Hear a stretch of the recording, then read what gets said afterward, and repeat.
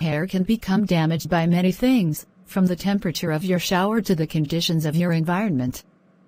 Damaged hair looks and feels brittle and coarse, and can often be more difficult to style. If you want to get your hair looking shiny and healthy, you need only follow a few simple steps, like choosing your hair care products carefully, washing your hair less often, and protecting your hair from damaging environmental conditions. What's the first step? Avoid washing your hair every day. Try to wash your hair every 2 to 3 days, rather than every day. When you wash your hair too often, the water and products you use can strip away the natural oils produced by your scalp, which help to keep your hair healthy. When these oils are stripped away, your hair can become brittle and your scalp may begin to overproduce oil, which could make your hair very greasy. Use dry shampoo on the days you don't use an actual shampoo if you feel the need to wash your hair. When you decrease how often you wash your hair will feel cleaner for longer after you do wash it. Second step. Use sulfate and silicone-free hair products. Many drugstore products contain chemicals such as sulfates, which actually cause more damage to your hair. Ingredients like silicone can clog up the pores that produce natural oils and dry out your hair. Look for natural products that contain less harmful substances. Finding out what products work best for your hair is generally a trial and error experience.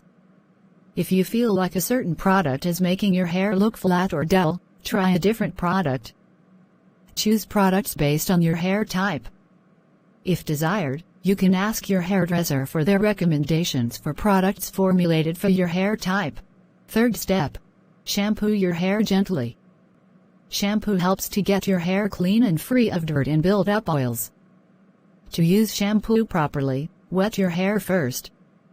Then, apply a small amount of the product to the top of your head and scalp. Lather the shampoo and work it into your hair with your fingers. Try to avoid rubbing your hair harshly, as this could cause damage. You can also try applying shampoo to your hair by putting some shampoo onto your fingertips.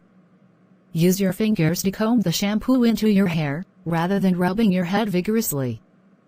Purchase anti-dandruff shampoo if you have dandruff. Fourth step. Rub conditioner on the ends of your hair.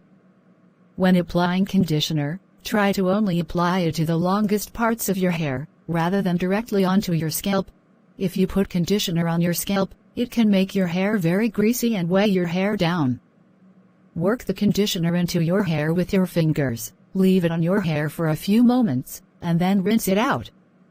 You do not necessarily need to use conditioner every time you wash your hair, particularly if you're prone to oily hair, but it can help to protect your hair against split ends. Fifth step. Use cool water to wash and rinse your hair. Taking a hot shower can cause heat damage to your hair, much like using a blow dryer can. To avoid this, try turning the heat down to a lukewarm or cool temperature while you wash and rinse your hair. In particular, use cooler water when rinsing out shampoo and conditioner, as heat can counteract the nourishment the conditioner has just given your hair. Cool water can also help to make your hair look shinier. Sixth step. Try deep conditioning your hair once a week.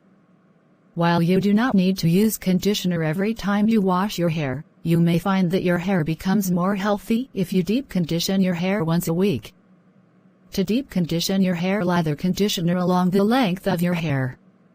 Let the conditioner soak into your hair for 10 to 15 minutes before you rinse it out. Once it has been rinsed out, use your shampoo and conditioner as you would during a regular shower.